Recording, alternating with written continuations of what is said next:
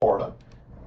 Is halfway between Pensacola and Tallahassee, and we run from the Alabama line to the Gulf of America. And this is kind of a format for me to talk to citizens of Walton County, my bosses, but also for our visitors and people from around that may have questions about pretty much everything involving public safety. The Walton County Sheriff's Office is a little unique in that we cover a whole bunch of different modalities, different things that we do, everything from EMS, fire, traditional law enforcement, detention, 911 communications, animal control, and all points in between. So we're here to kind of answer questions, and we'll talk about whatever you guys want to talk about. We've had a lot going on. It's been a super busy summer so far. And yeah, Corey, I mean, we've had a lot, huh? I mean, Yeah, it's we've been had a while. It's been a while. It's been a while for sure. But I needed a little break, and so sometimes that happens. And glad to be back and doing some things. We had elections this week, so glad to see everybody had their opportunity to have their voices heard here locally, which I think is great and an important part of the process. And yeah, so we're getting close to Labor Day, which is Yes. the end of our first part of our season. School's back in session. We just had Operation Bluebird, so we're trying to work on this traffic a little bit, you know, to make sure that we keep our kids safe. Doing that with our partners at the Walton County School District and Mr. Hughes, and making sure that, you know, listen, just take a little bit extra time, plan to know that, you know, kids are back, traffic's going to be a little heavier, everybody's trying to get used to that routine, and that's fine. We're not in that big of a hurry. And of course, Corey and I were actually talking before we went on there. The traffic in and around Freeport is so heavy right Yeah, now. we've been seeing that a lot on Yes.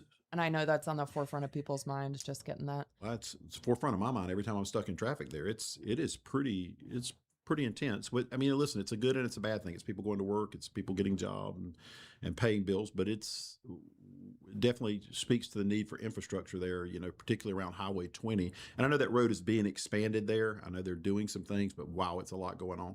Particularly, I think there's another new apartment complex going in there as well, just to the south of Publix. Hmm. So a lot going in on that road as well. Yeah. Um, August is a tough month. There's like 4 Mondays and 0 holidays. and a Yeah. whole lot of 95-degree heat. So a lot of stuff going on for Uh, sure. Chris Bishop says watching. Tammy Henderson says, "Hey y'all, Awesome. hi Hey, Tammy." Hope you're enjoying that And retirement. Josh Mills on YouTube. Very It good. is so funny that Josh that you're saying this because one of the traffic units and I were just kind of talking about doing some awareness about moving over slower traffic moving out of the left lane. Yeah. Orange County Sheriff's Office just did this big campaign for left lane campers. Yeah. And yeah. so yes, we're gonna do some move over awareness stuff. We're gonna do some left lane camping stuff. And yeah, Anthony Bianco on YouTube too says miss being there with y'all. Tony just went from Gateway Academy to training. Yeah, So he's in absolutely. training. Yeah, it's a nice change. So Yeah. we had a bunch of new SRDs this year too. So a lot of moving around. Everybody's getting adjusted again to the schools and whatnot. But that's good stuff.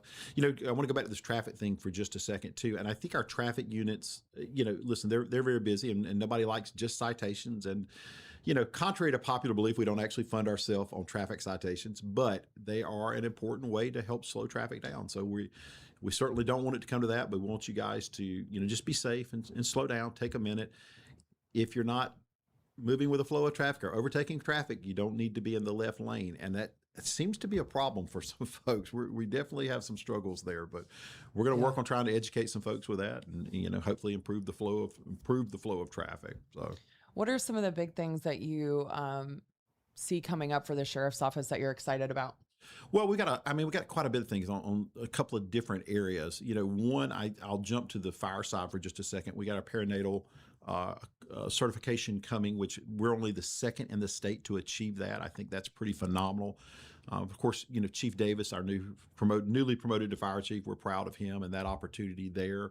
We've had a handful of promotions as well with lieutenants and captains in this last week, so it's kind of a nice transition time, and we're proud that a lot of those folks are internal and given this opportunity to continue growing.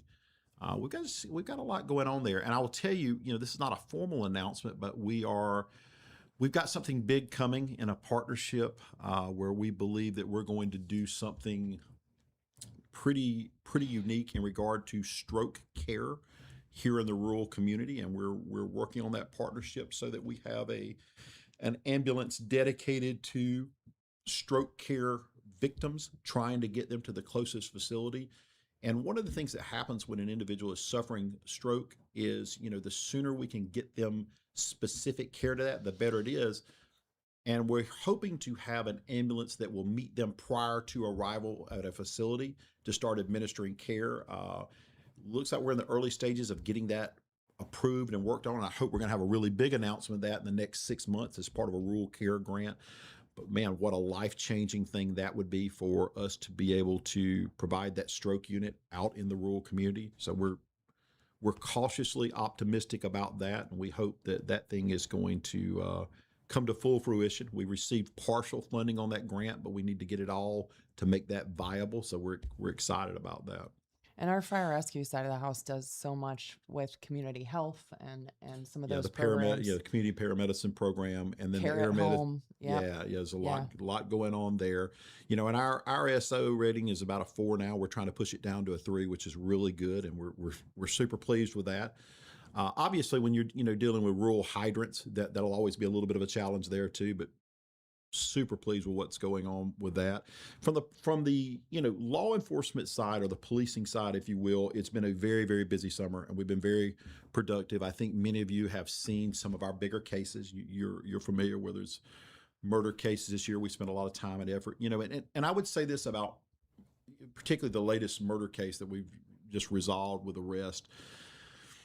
I'll get the numbers not completely right, and I hope that you'll understand there's only certain things I'm going to say about this, but just to kind of give you an example, I think we did something in the number of about 19 search warrants and like 25, 26 subpoenas on one case. That is a phenomenal amount of work.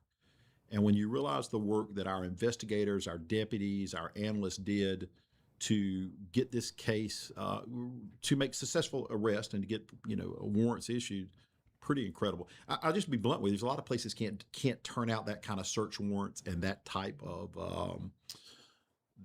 paperwork at that high a level as quickly as our folks did. Super proud of the work they did, and they were working around the clock, and a lot of people involved from our Marshals Task Force, and a great partnership with our Marshal Task Force, our deputies on there, but also with our partners in Jackson County and the U.S. Marshal here for the Northern District. So and everybody helped us. DEA, FBI, FDLE, Well, FWC. So, and I think associative to that, we arrested around 17 people that were just kind of associated to that whole incident as well, too. And it was kind of funny. One of the investigators came back to me, and one of the individuals of, shall we say, questionable character said, somebody tell the sheriff to just let up a little bit. We'll tell where she is. And I said, well, that's not the way that works.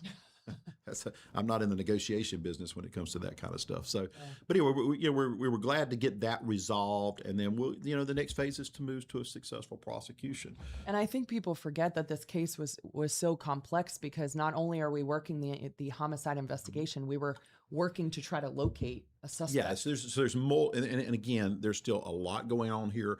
We're blessed that we have a very good working relationship with our state's attorney. They're very, very competent, and there's in some places you have an antagonistic relationship. That's not the case here, right? We work very closely. We have a good relationship with the chief state's attorney here and their investigative staff, and so we try to go back and forth and make sure to put the work in on the front of a case so that we're successful in the way we do business on the backside of it. And I think that pays off, and we've been very successful with that. But I again cannot compliment our investigators and our analysts and all the patrol folks, the amount of time they put in there, and truthfully, I was riding them. We were pushing a little bit.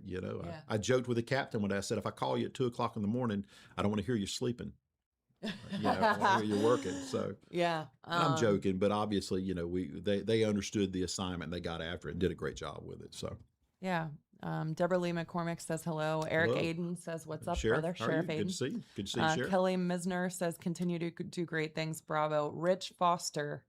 Department was represented very well during the recent nationwide news segments. Thanks to you and your staff for continuing your professionalism each and every day. We appreciate that. A lot of work went into it. And that's, again, contrary to popular belief, that wasn't the only thing we had going on. Yeah, no, I know. Yeah, you know, we hear that a lot. So I think that's another thing too. It's important to say this. We don't post every arrest we make. In fact, we don't post the vast majority of them. And so we kind of come down on there needs to be a compelling public interest or something you've asked about, so that we, you know, otherwise we really would just kind of feel it would be nothing but that all day long, right? And so, and you know, I don't think I've made a real secret about this. I'm particularly not a fan of the mugshot thing. I just You've said that before, and, yeah, and said that you know, some of it is a little bit of an invasion. yeah, I don't. I think there, you know, listen, there's a time and a place. If there's this compelling public interest, but at some point, you know, the penalty's paid, and we need to move on from it. And you have these companies, they're really unscrupulous, and they go out and they take these mugshots and they continue to offer, you know, they want to charge people to take them down and do that kind of stuff. And I think it's usury, you know, kind of my take on it. I don't like it, but you know, Yeah. and we're gonna look at that. If there's some ways that I can get around doing it, then I'm gonna find a way to do it. I can tell you that. Yeah. Toma Cole says, just want to say that the animal shelter staff are amazing. They do great work. Job. They do a great job. With while I foster puppies from them, everyone there has been really great. We can't take any more at my house. I'm just saying that for the record. I have got out of the limit. I do know that just yesterday alone, the animal shelter took in 44 animals. Yesterday alone. Yeah. And that's scary, right? I mean, Yeah, it's it's hot super scary. outside. The staff is doing everything that they can to get animals out to adopted homes, to foster homes. But that's a lot of animals to take It's a in bunch of day. animals. It's very, very much so. Yeah.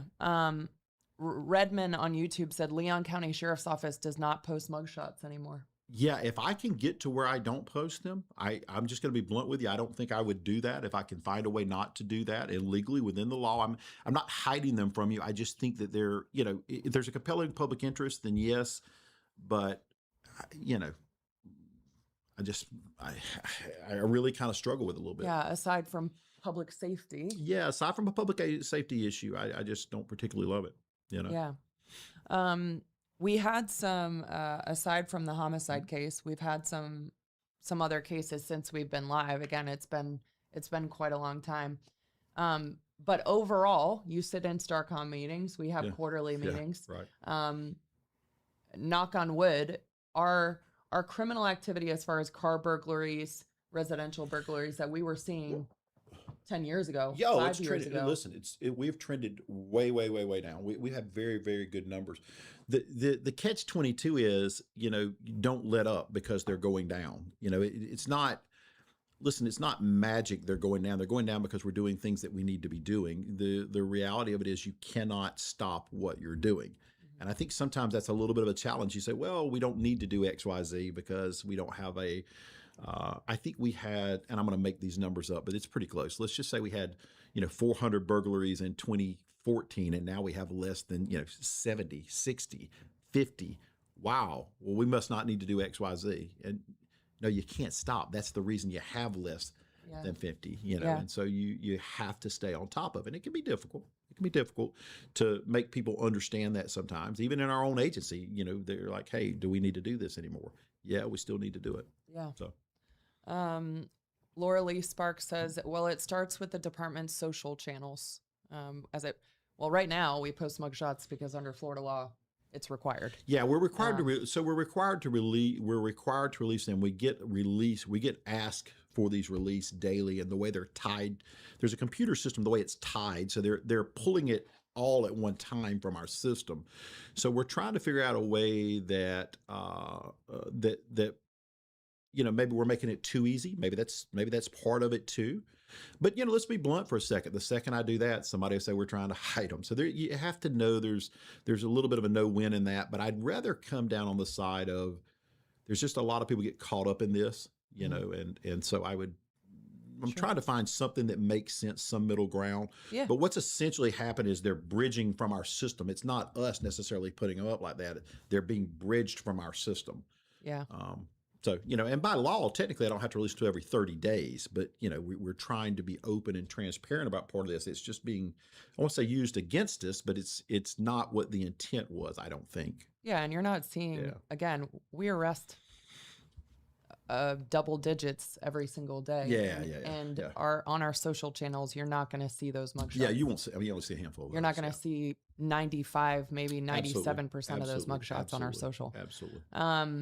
Naomi Brownlee, as your office is the arresting agency in the Isabel Johnson case, what would you, as the sheriff, like to see as justice being served in that case? Death penalty or life in prison? I'm just not going to comment on it right now. There's with it all about to go to trial, and well, not about to go to trial. It's going to be a long time before we get to trial.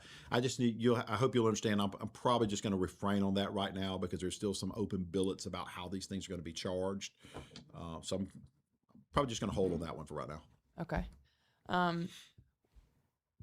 Going off of what we were talking about, how crime seems to be trending down, what do you see coming in the next 5 years that you're preparing yourself for? So I think there's a couple of things. Obviously, the use of a computer to commit crime is certainly trending up. There's no question about that, and it's high reward, low risk for a criminal, and we're trying to do more of that. We've really seen so many of the financial scams. Yeah, we do. They're terrible. We are also dealing so much with sexual crimes as they relate to over the internet. So that is a real problem, and certainly we're working toward how to address that. The one thing I think that also cross-jurisdictional crimes are problematic, where they go to multiple counties, multiple states.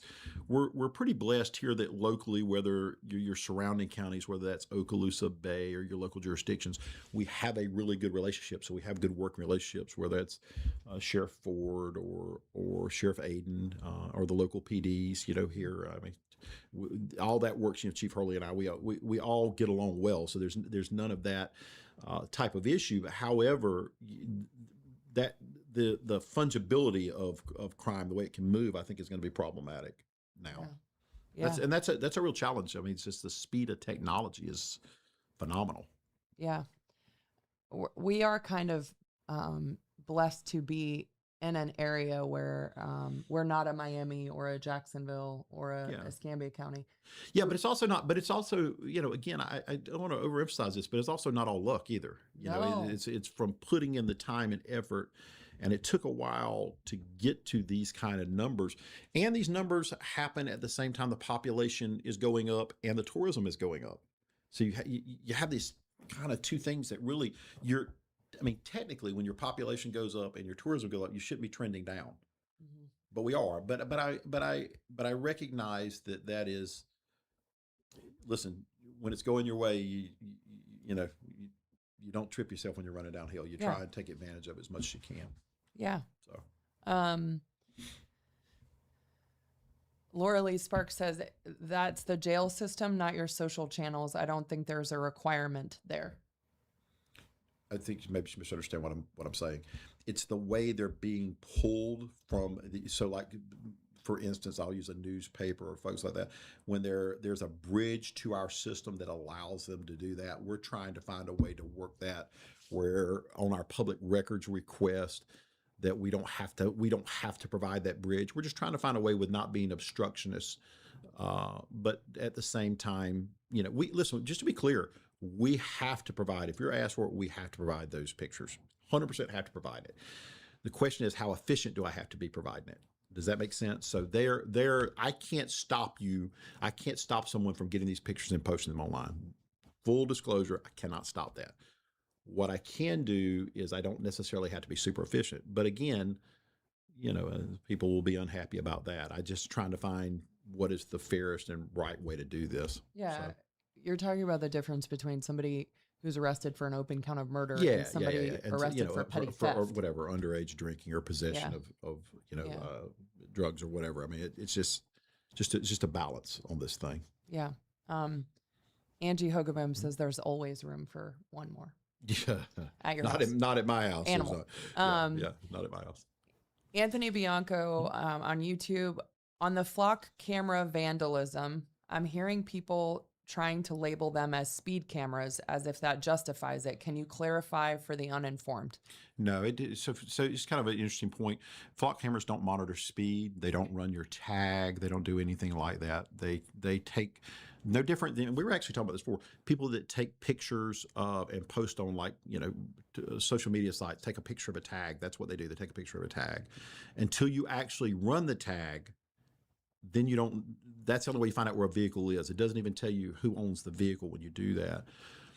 Having said that, and I think this is important, there needs to be legal guidelines, legal guidelines on when and how you do this. So like in our agency, we have policies that don't allow you just to do this. So you can't run around and just run people's tags. And I've often struggled with, I think, you and I've talked about this over years. I've often struggled about this because I'm such a privacy advocate, right? So you didn't even like body cameras. Yeah, I don't even like the body cameras, quite frankly. But yeah, I think that's kind of a common misconception that people think that those cameras run tags all day long and track where people are out. They don't do anything like that. They literally take pictures just like when people do with a cell phone. If you go and run it, you have to run a specific tag for a specific reason. Now, there needs to be a law that says if you run it and you don't have a good reason, you should be charged. That's my opinion. So the Sheriff's Association actually reached out to me, the president of the Sheriff's Association, and said, look, like Walton County has a really good policy. We have a policy that will discipline you if you misuse this, if you're trying to track your ex-husband or your ex-wife or whatever, and you'll be fired, right? But there needs to be a law, but not every place has policies, and that's kind of the issue. We need to make sure there's policies statewide to make sure these things are not abused or used inappropriately. And then even past that, I really worry about technology bigger than that. There's a lot of other technology out there. Even with the body cameras, worry me a little bit about the way they can be used. So I think there's stuff that we need to be talking about and planning on how to make the best policies that protect people's right to privacy. But it's actually probably one of the least ones in some ways. It's just the one that you see right now.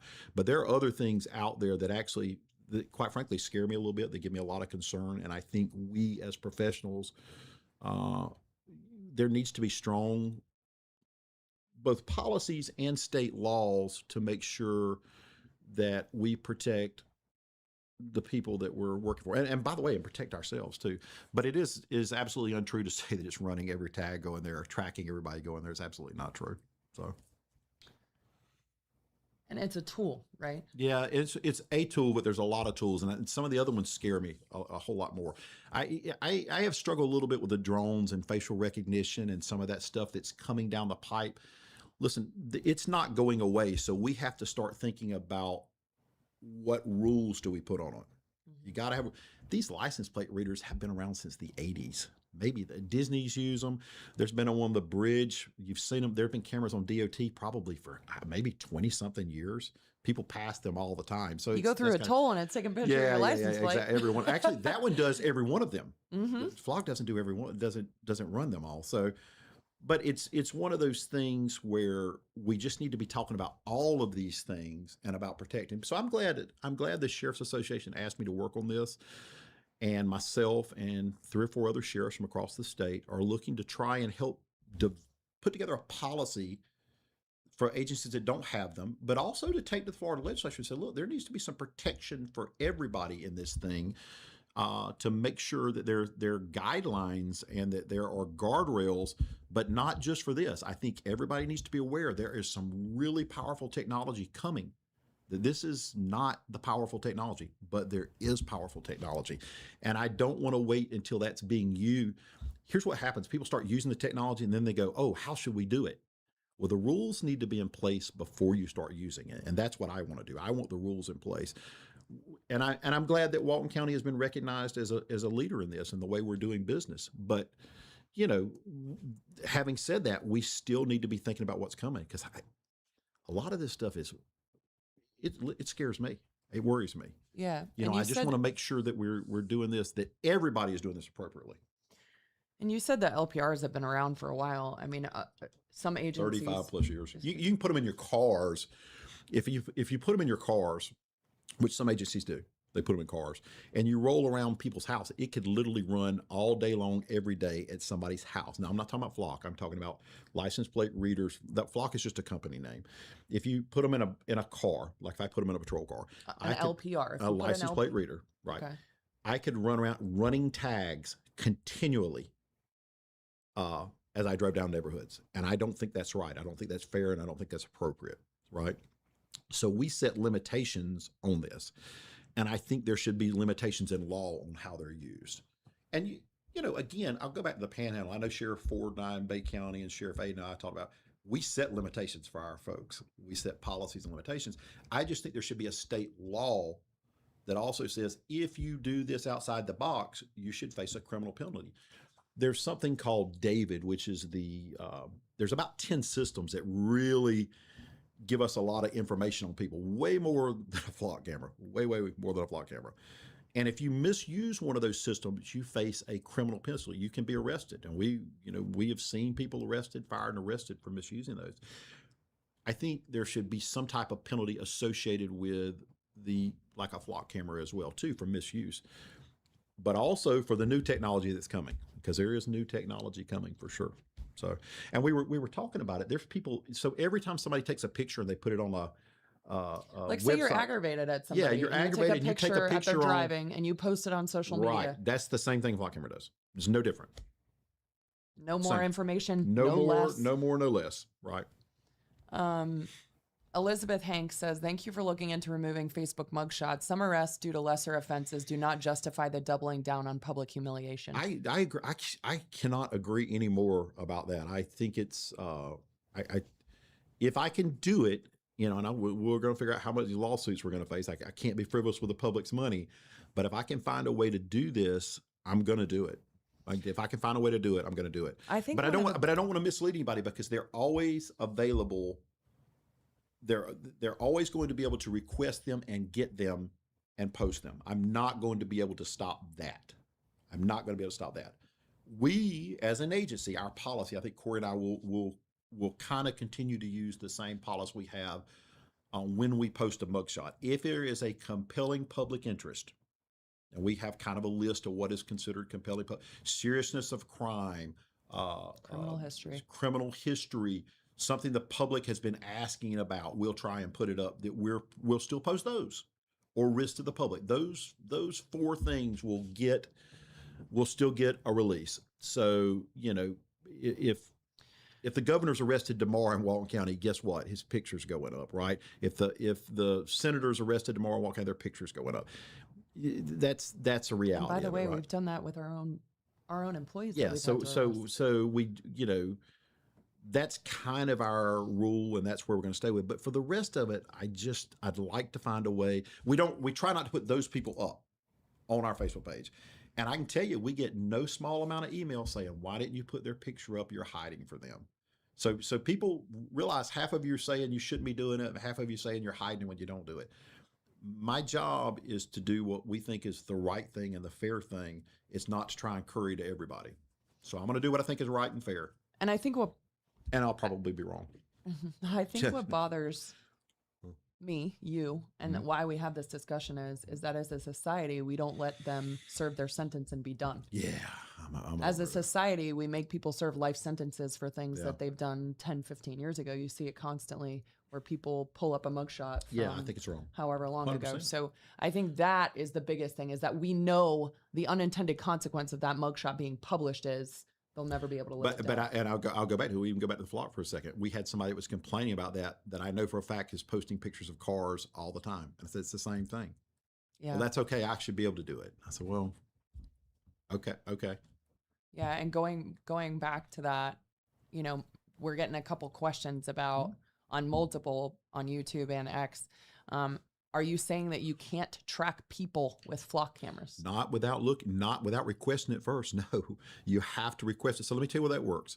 So and you can't track people. Yeah. Well, no. See, now I'm going to stop. People. I can. So not with flock, but there's ways to track people, and I'm not going to get into all that here. But there are ways to track people, but it's not flock like that. So if you're driving down the road and you're going past 50,000 flock cameras, it's not tracking you at all.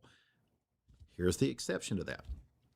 If you are a murder suspect and this is the car that you were driving, I can ask it then, has in the last 48 hours this car passed there, then it can. But it can't just, it's not just randomly doing that unless we tell it to do it. Does that make sense?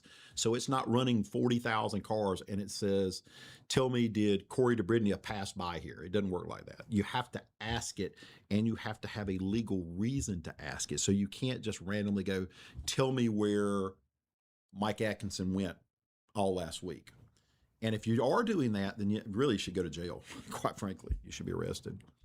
We got asked a lot when we were Yeah. trying to find the murder suspect why Yeah. Flock wasn't capturing her. Yeah, because it's not. Yeah, exactly. Because she's in. We didn't know what car she was in. She's not. It's not looking for her, and we didn't have a car to look for. So we can't just look for every car. It doesn't work like that. Yeah. But to go back to that main point, it's not searching every car and say, tell me where Corey DeBridnia's car is at or where Mike Atkinson's car. It's just a picture of a car's tag, and then it says, did this car, we're asked, did this car, license plate XYZ, go past these cameras? Then it can tell you that if it's done it in the last 7 days. We don't keep them past 7 days. But it doesn't just randomly run every tag and give you a list of where everybody's going, contrary to what I'm surprised how many people think that. And I think that because they're, I don't think we've done a good job. I don't think we in this business have done a good job explaining it. And I think what Corey and I have talked about doing is we're going to actually maybe do a quick informational video explaining how it actually works. We're going to try and shoot that, I think, tomorrow, with like 3.5 minutes, 4 minutes at most, and put it out. That's not to tell you that you should love that, because I still have very serious reservations about all of this. And I myself struggle with some of this, but I think the trick is to understand how it's used and to put guardrails on there. There has to be guardrails. And, and I'm glad to at least be part of the conversation and being asked to help to define policy for the state of Florida. And I think Sheriff Ford is actually working on that with me as well, too. So, I think that's important for us to say, we want these guardrails. What do you see as the benefit of them? Well, I think they get hold accountable. You've got to hold people accountable if they misuse this stuff. If we catch somebody doing this, if I caught you and you were Deputy DeBridnia and we found out that you were trying to run somebody's tag and we didn't know when you were tracking where they were at, or you were requesting to find where they had been, then I think you need to be charged. I mean, you're 100% going to get fired, but I think you need to be arrested. So that's kind of my take on it. And I think every agency should have a policy on it. And I think that's really the rub right now, that you cannot hand these technologies out to people without policies. You got to have policy first. And that's what I think was missing for some agencies. Now, again, locally, we've been really lucky because, Okaloosa, Bay, Walton, these surrounding, we've done this. We did these policies. It's what's called best practices policies. So all three of us have those. But I can't tell you that everybody has them. And that's the problem. So we're just trying to make sure that everybody at least has a best practice policy.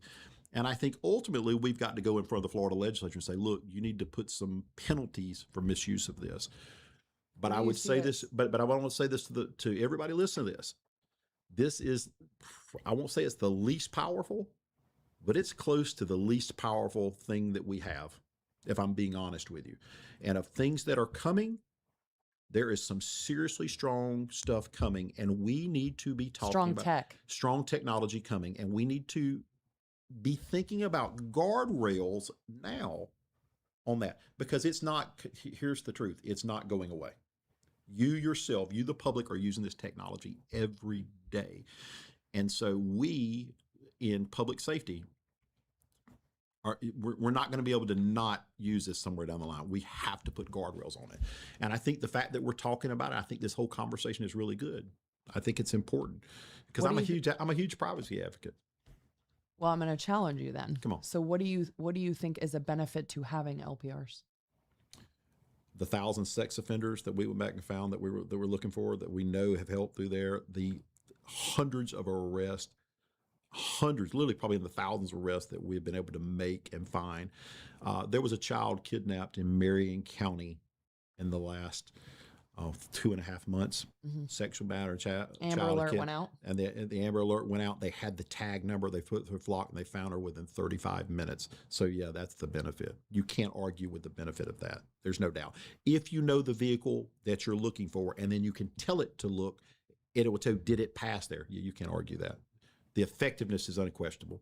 I can give you a list of hundreds of arrests and cases that have been solved because of it. There is zero how. And it's important that it stays in the public right away. I think that's another important thing to understand, because also understand from the government standpoint, the private property owners are using these all day long and have been using them for years. So any private business that has a security camera can do this on their own. That's the facts. So it can be any private business that runs a secure. That is just a camera. What you do with it is what we need to put really strict guidelines on. But think about this for a second. What's really coming down the line? First of all of us can be tracked with a cellular telephone. And anybody that doesn't understand that, I think everybody pretty much understands that at this point. It's pretty much listening to your conversation. There's no question it's listening to your conversation. And so we have limitations on that now, but I'm telling you, it's becoming more and more capable of doing certain things. And there's something called, for those of you who aren't familiar, it's called the Internet of Things, right? And all the devices in your house are hooked to a central hub, which theoretically people can get access to. And I just think there needs to be limitations on that. Those kind of things in your home require search warrants because you have an expectation of privacy in your home. But I don't think people understand that their printer and their television and their computer, their Alexa, all these things are tied together. And so you can be upset about it and say, well, I guess you could try to throw them all away, but the reality is they're in your home. And so we have to we have to make sure that we have laws, and we do in a lot of cases. I'm just using those as an example, but we have to have laws that protect us all from privacy, myself included,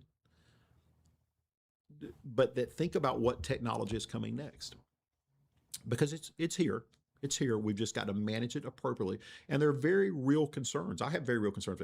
I have to tell you, even with Flock, I thought it worked differently when they were first talking about it. I was one of the last people in the Panhandle to allow them to be used here, because I thought they tracked people every time they drove down the road, which wasn't true. But I thought that too, and so I think it's important for us to get the facts out on that. But we need to be thinking past Flock. We need to be thinking way past that.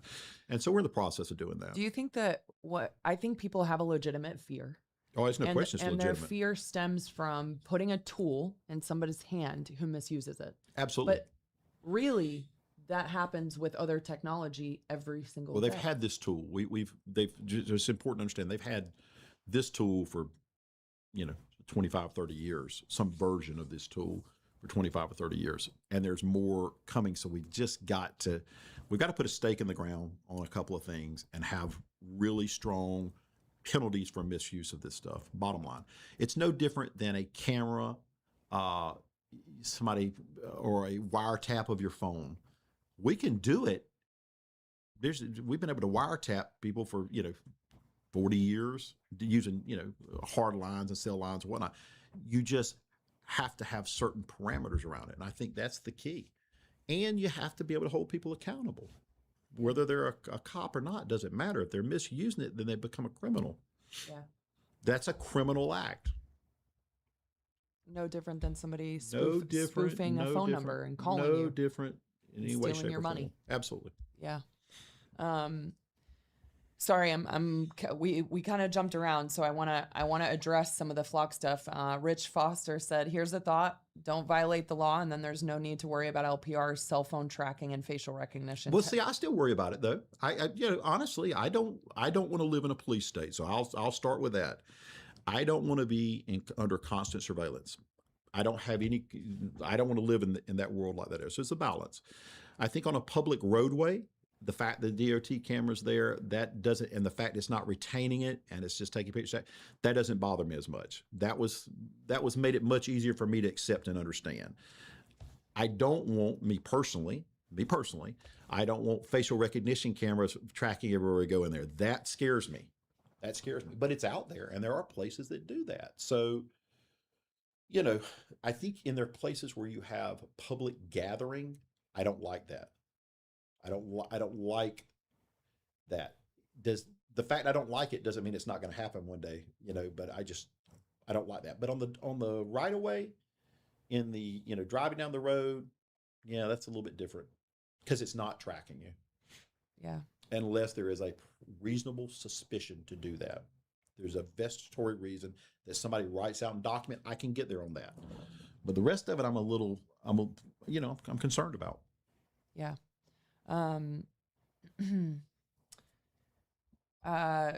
Tony said, I'm going to make my kids watch this video. Students are telling each other the contrary. I think it is misunderstood, but I don't think that the fear is misplaced. There are some people who are fear of it too. I mean, I said it before, I'll say it again. I was wrong about it to start with too. So, I definitely get where they're coming from with it. Yeah. Mark Antonio says, okay, thanks for the transparency. This is what we need. Next question. What's your future goals for the SO? What big things are coming in 2026, 2027? Yeah, I think there are really two things that I'm looking at, which is, and this is not the flashy things, but I really like this idea of going back to the basics of customer service and the way we're reemphasizing and training. So for the first time, almost in, maybe 10 or 12 years, we are at a point that our hiring has caught up. We are at what I call the operational capacity. We're getting people coming out of training at the right rate of attrition.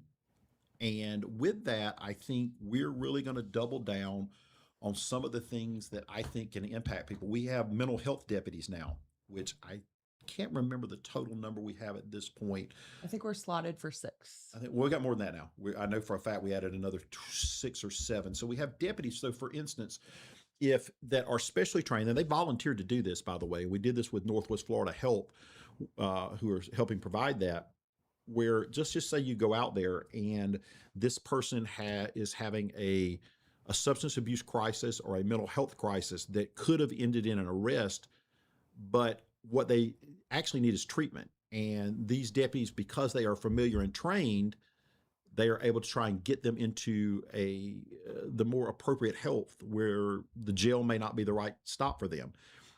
If the jail is the right stop, we're going to take them to jail. So I want to be clear, they are deputy sheriffs first and foremost, and protecting the public first and foremost. But where appropriate, we're going to try and route these people to assistance first in lieu of trying to make an arrest if there's no crime being committed. Crime being committed, you got to go to jail, period, full stop. But I like this idea of leveraging people's skills to slow the impact of the end of the funnel, right? And I think that's a big thing that we'll see working into. But at the most basic level, I think in 26, 27, I know it's not flashy, but for the first time being able to staff some of these things appropriately is a big deal for us because it allows us to do some of the specialty things that we wanted to do, like the traffic units, like our marine and beach unit being staffed like we want to do. Yeah, because we're seeing so much more traffic on the bay. It's really, and really in busy. the Gulf. Yeah. And so, now a lot of them are still in training, but will be coming out in early 27 and really hitting the road. So I think this is the first time we're really going to be moving. And we've had some good groups. Yeah. So this will be, we stayed budgetarily flat this year. So this is the second year in the row we've been at the same budget. So but we needed to do that because it wasn't appropriate to ask for money when you were trying to get everybody filled and slotted and trained. So I think from that standpoint, this next year, we're going to really see, I hope, some impact from those deputies. And we have a phenomenal training unit. And I think this is something where we're going to see a high level of really trained deputy sheriffs on the road. From a fire rescue standpoint, I'm really excited about Glendale Fire Station coming online. I think that's fabulous. Our Bruce Fire Station, Windswept Fire Station area, that will be breaking ground and should be moving forward fairly soon. Excited about that. The length of time it's taken to build a fire station just makes me go anaphylactic. I mean, it is unbelievable how difficult it is to get something built in this county. Will you talk about the radio project? Yeah, I mean, I'm fixing to roll to that because under things that people don't necessarily Katie see. will be thankful until yeah. Yeah. We're about to have a the those two fire stations, they almost double in cost because they took so long, which makes me crazy. But I'm excited about the Glendale, and listen, in Mossy Head, we're going to have to make repairs to the Mossy. We desperately need a new station there in Mossy Head, but right now I've got to fix it because even if it's going to take several years to get one built out there. So we're going to have to make some repairs there. We've got some new apparatus coming online, which is important. That's two engines got here this week. Yep, 2 new engines got here this week, so we're excited about that. So all that looks really good. I'm really excited about that. And probably the biggest thing for 26, 27 that most people won't necessarily know, but it'll have an impact not only to our agency, but also to South Walton Fire District as well too, is that our new radio system is starting to come online. The towers just started groundbreaking and starting being built. That is a $50 million project. And so it is a monumental undertaking, but it is coming to life. And some of you may remember that we received a $20+ million grant from Triumph Gulf Coast, and the largest grant ever awarded to any entity inside of Walton County, which was, we were super proud of the work the men and women put in to get that. But that radio system is now under construction. And what's the goal of it? The goal is to have for these folks to be able to talk to each other. I can show you some videos that will make you lose your breath of deputies during a shooting trying to key up their radio, and the radio doesn't work. But to do that, we got to build towers, and we're running into a little hold up. Nobody wants a tower built around them, right? But we have to have towers for our firefighters and deputies, South Walton's firefighters, to be able to talk to each other. And so, I know nobody likes a tower going up anywhere near them, but at the end of the day, we have to have these towers tall. Those are non-negotiable. We have to have these towers, and they're going up. And I'm very, very pleased to see this get done. It may be one of the biggest legacy things that we do because this system's going to last several decades. A lot of thank yous. A lot of I'm watching. Sharon had a question earlier, and I do want to address it because this is something that's come up a lot, and it came up all over the state of Florida the first day of school. Okay. Curious how a person can have someone's home swatted and not be charged, and no answers given to the victims, and the same person did it again and not to be charged. The outcome of not doing something resulted in him shooting through his door at 2 police officers, and thanks to the mugshots, I was able to see he was finally arrested for something. So I don't know about swatting. That. Yeah, I know. Let's talk about swatting in specific. It's funny. Again, Sheriff Ford and I were talking about this the other day. This is a real problem because we have to treat swatting as I can't assume it's fake, right? I have to assume it's real. Yeah. And the problem is with talking about computer technology, this thing can be routed through to make it look like it's coming from somewhere else. And we're generally pretty good about backtracking through and finding these folks, but it's not always immediate. Sometimes it takes a bit longer. If we can find out who they are, they're always going to be charged. Always going to be charged if we can ascertain who they are. So I don't know about this specific case, but I can tell you 100%, I am not familiar with any jurisdiction that would not charge somebody, not one. And we've always charged, anybody will. The problem is a lot of times they find a way to route it. Let's just say you're in California and they swatted 25 places at one time or 5 schools at one time. So that is problematic, but they're going to get charged. They are absolutely going to get charged if we can figure out who they are. And I would say that's true of every agency that can in Florida for sure, that they can figure out who they are. It can be difficult though. It can be very difficult. Yeah, and subpoenas and things like that take time. Yeah, so like I said, let me give you an example about a subpoena. So it's something our cybercrime folks would tell you. Let's just say we put in a subpoena to Google. I'm just using that as an example. Let's say there's a 60-day turnaround. They go, oh, by the way, you need a different IP address. Well, then I need another subpoena. It's another 30 days. And by the way, you need it for this IP address over here. So you need another 30 days. It can be extremely time consuming. And then if you're doing bank information, it's out of state, you have to do something called domesticating that, which you have to get it accepted in another court. There is a lot to this, and it's tedious work when you start dealing with multiple jurisdictions. Greg Freeland had a question. Okay. And you guys forgive me because questions come in and they come in pretty quickly, and we're on multiple channels right now. We're on YouTube and X and Facebook. Why wasn't Flock used to track my son's bike instead of chasing on Highway 98 in the busiest tourist season of the year? Well, probably two reasons. I don't know anything about off the top of my head, but it probably because it wasn't probably instantaneous. So to ascertain, you have to remember, as I said earlier, you have to know A, what the tag number is. B, you have to put in the request and start doing it. So if it was, for instance, a pursuit, and again, I'm not familiar off the top of my head, if it was a pursuit and it's happening instantaneously, there's a delay. So it's not necessarily an instantaneous system. You have to put in the request, work back through, and go at it like that. Yeah. Tim says, thank you for your service. Stephen Menschel. Hi, Stephen. In reference to traffic, something to consider address. More traffic enforcement regarding tailgating and red light running on Highway 98 is out of control. More enforcement would have a huge impact. By the way, I got rear-ended by that same myself on 98. So been there, done that. Well, you have?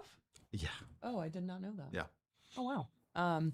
He's saying more enforcement would have a huge impact on reducing traffic crashes. Agree.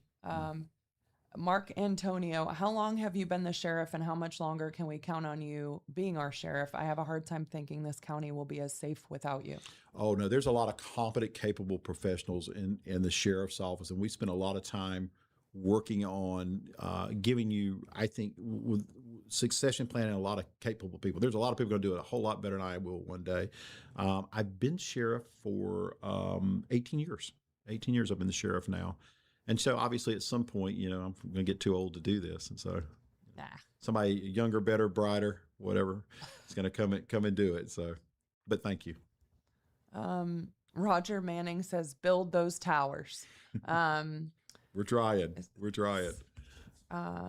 Sandy Hills, training in the future for basic law, such as custody as a family court, not a police department decision.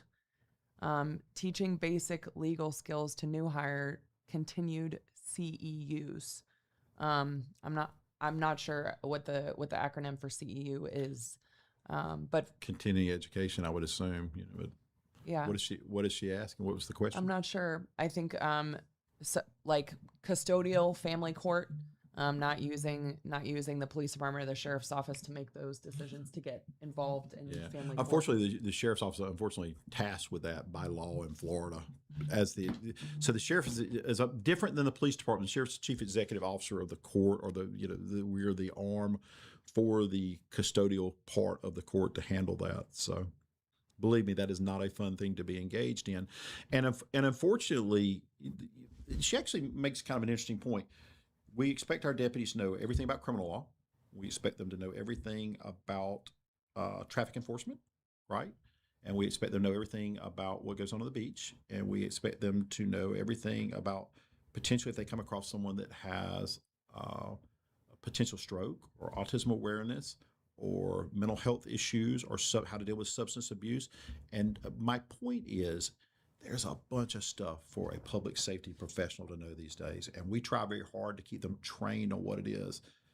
And we try to keep it updated and refreshed all the time. And somebody will say to me, well, you didn't know this about an e-bike, or you didn't know this about a low-speed vehicle, or did you know this about the Well, get ready, because we have a question about e-bikes. But my point about that is, you may know that because it's important to you and you immediately looked it up, right? And so you're super familiar with it, as opposed to a deputy who is dealing with littering, ag battery, child custody issue, parents' rights on this, grandparents' right on that, what's okay to be on the beach, what's not. It's not an excuse. I'm just saying there's a lot. So when you know something very specific because you're super impacted, know it. Sometimes you might have to give them a second to figure it out too and to look it up. So just keep that in mind. There's a lot of stuff to cover. When I do these Sheriff's Lives, you guys are asking me questions about, generally speaking, everything. And if I don't know some of it, you go, well, that guy, he hadn't seen the ball since kickoff, right? I mean, just truthfully. But this actually taxes me mentally to jump back and forth between what's inappropriate to be on the beach What's the brake pedal for a moped as opposed to an electric motorcycle, as opposed to a low-speed vehicle, as opposed to a golf cart? There's a lot to some of this stuff. And so it's very possible for me to speak on this stuff very quickly. Yeah. But come on with it. Well, I'm going to get to one really quick because it's a comment that you made earlier. She said, glad to hear mental health is being addressed. I lost my husband to suicide in 2024. The responding deputies were very professional and compassionate. Thank you for that. Kelly Calvert Rowe. But Tina Sanders says, thank you for your service. Joe Chambliss is asking what your opinion is on e-bikes, which are different than e-motos. So I tell you what kind of the problem is. They're so hard to tell the difference between an e-bike and an e-motorcycle, right? So that's problem one. Problem two is an e-bike can go so fast. Mm-hmm. Some of them, right. And so people are getting we're getting a lot of calls and complaints. And the camps really come down into two camps. Quit harassing our children. This is fine. They're just being kids. And the other half is they're going to kill somebody. They're running out from those things are running 30 miles an hour on a bike path, and they shouldn't be on a bike path. Those are the two camps. And if if a deputy stops and talks to you or your child, you think they're being mean and Gestapo, right? If you see somebody else's kid running wild, their kids are running wild and you're not doing anything. It's a little bit of a tough situation. The speed on those bikes are a little scary for me.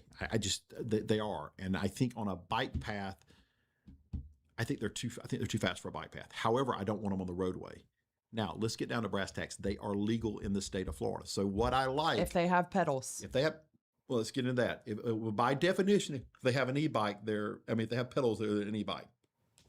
I'm not going to get into what the brake horsepower is on all that. If they have functioning pedals and they're an e-bike, they're okay to be used on the bike path right now. They can also still be on the roadway, right, and in the bike lane. So that is. I know a lot of people do not like that. I understand that you do not like that. I'm just telling you what the law is.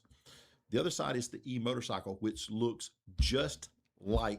look just like e-bike, except it does not have functioning pedals. However, that can run 60 plus miles an hour and is not legal on the roadway without a tag and a driver's license. So they are different. They look so close alike, right? It's the speed of them, it's the speed of them that is the issue. If there was a way to break down the speed for ages, but if a kid's running 25, 30 miles an hour on an e-bike with no helmet on a bike path and cutting in and out of traffic, that's a problem. I'm sorry, it's a problem. It's just a problem. So I'm not opposed to e-bikes. I don't think they're evil or anything like that. I just think we have to be careful.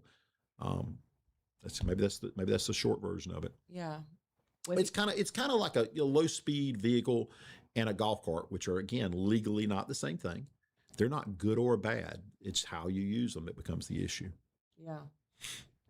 And e-motos, the motorcycle, yeah. You have to have it registered and you have to be a licensed driver. Correct. It has to have some people don't like that. Some right. people don't like that, so. Yeah. It's a challenge. It's a challenge. And we're getting a lot of complaints from city squares, towns, and people about, children, I'll call it sub 15 years old for sake of argument, that are riding e-bikes all over the place like normal bicycles, but at speeds that they think are dangerous. I'm not saying they're not. It's just these are the kind of challenges we face.